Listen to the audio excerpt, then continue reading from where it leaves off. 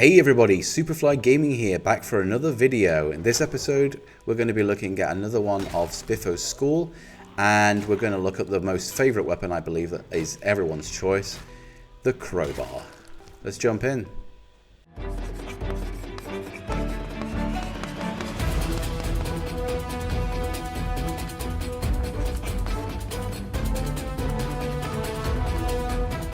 Personally, I would have to say the crowbar is a personal favourite of mine, and one of the reasons why is because I like to loot a lot of houses.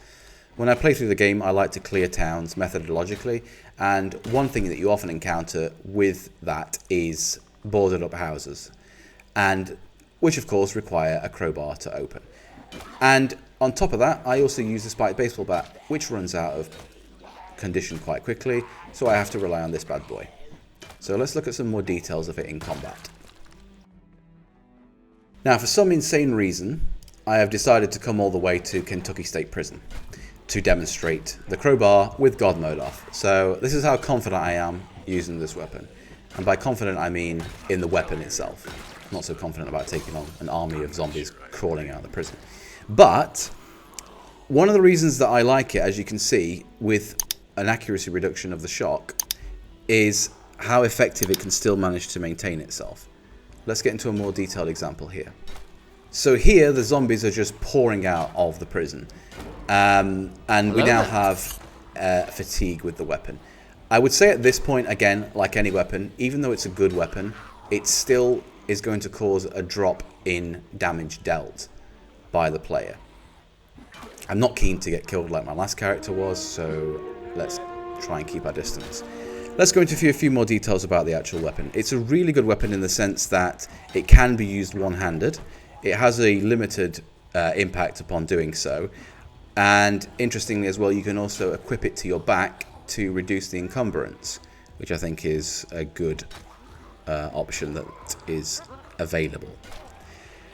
There is the option for multi-hit, and apparently it can hit up to 3 targets with a single swing. So if you have that on, which I personally don't, that's pretty awesome. I would use this weapon all the time because I don't think there's another weapon that does hit with 3 swings.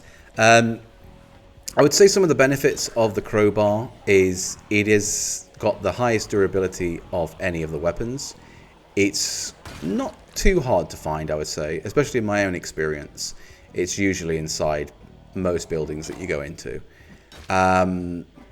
And it is useful as a weapon and a tool, particularly for removing the boarded windows that I mentioned previously.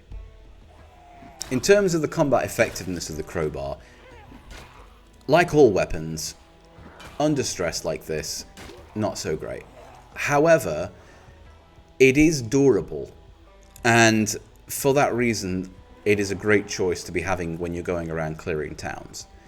Now, I would say that the biggest problem that I would have with it, however, is that the knockdown here, for example, isn't particularly strong that I've noticed, or that just might be my own luck. If you have had any different experiences yourselves, guys, just leave a comment and tell me why you like the crowbar or why you're more lucky with it than I am. I'd love to hear, especially the reason why on the Reddit page that everyone seems to rant and rave about it. I'd love to hear reasons for that too.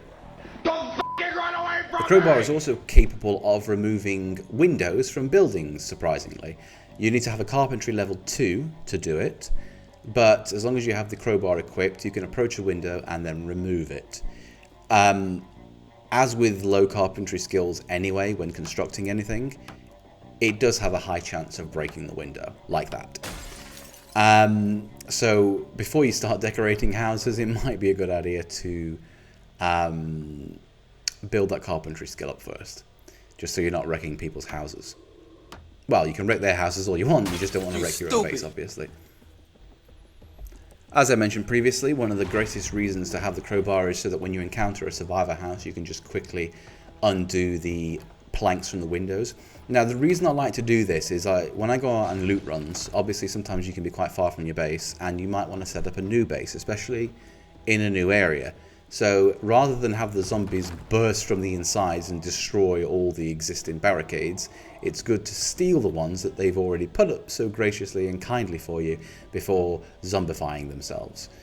It's also great because you've actually got a house that then has a bunch of supplies, food and ammunition in it, rather than going around the whole town risking dying and then in the process of bringing it to a new place. So it's good for that reason. The crowbar can be found in many places. One of them is quite common to appear if you go to him, is a storage facility. You're always pretty much guaranteed to find at least one crowbar if you go there. The next place you're likely to find one is the bedroom of a house, usually in a wardrobe. They also spawn quite frequently inside closets with metal shelves or in garages with metal shelves. Occasionally you can also find them in crates, not just in warehouses but anywhere where you find a crate. And bizarrely you can also find it sometimes inside the counter of a Foss oil, but only in Foss oil for some reason. And last but not least, you can also find them inside survivor houses, which is great news, because the problem with the crowbar is that fundamentally it cannot be repaired. So once it's destroyed, it's destroyed. Holy Jesus. What is that? What the f*** is that?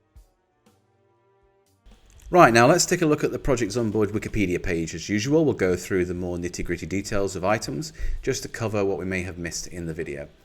So as mentioned previously, it is a two-handed weapon, long blunt, and is also a tool.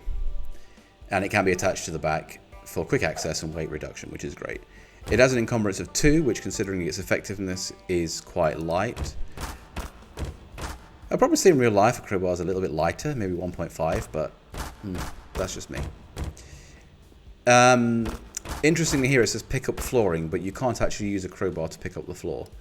At least not with carpentry level 2 you can't. Not that I've noticed, but I may be wrong. Please correct me on that one. Maximum condition 15, making it one of the most durable items in the game. Attack speed of 3, range 0.61 to 1.25 tiles, damage 0.6 to 1.15, so average damage, not fantastic. And not a high knockback. Or is that a high knockback? It wasn't particularly strong, I don't feel. As mentioned previously, highest durability of any weapon, not too difficult to found, can even be impaled on zombies, which is quite interesting. Useful as a weapon and a tool. Again, cannot be repaired, low knockdown chance, and average damage. The crowbar can also be used to pick up flooring. I've used hammers to pick up the floor. I'm not sure if they changed that mechanic or if this is outdated, but please let me know if I'm missing something there. Yes, and as mentioned, it picks up windows from buildings.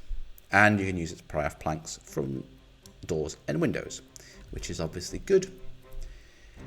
The crowbar has a maximum condition of 15, and chance to lose condition is influenced by the maintenance and long blunt skills. With 0 level maintenance and long blunt skill, the crowbar has a 1 in 70 chance to lose condition each hit. This low chance combined with its high maximum condition makes it the most durable melee weapon in the game, but it cannot be repaired. As mentioned, there's some places where you can find the crowbar. Doesn't spawn in any vehicle. Yes, it doesn't. I haven't noticed that either. What's the critical chance? 20%. Quite high for a crowbar. Minimum range 0.61, 3 time hit, swing time 3, hit angle mod -30. Again, as always, guys, I'm not a coder, so I don't really understand a lot of these things. Some of them I can make out for myself, but I'm not too versed on the mechanics. But do let me know in the comments of any secrets you know about this wonderful device we call the crowbar. The community would appreciate it, and so would I. But that pretty much covers it, to be honest, guys. As always, thanks very much for watching. Remember to like, comment, and subscribe, and I will see you in the next video.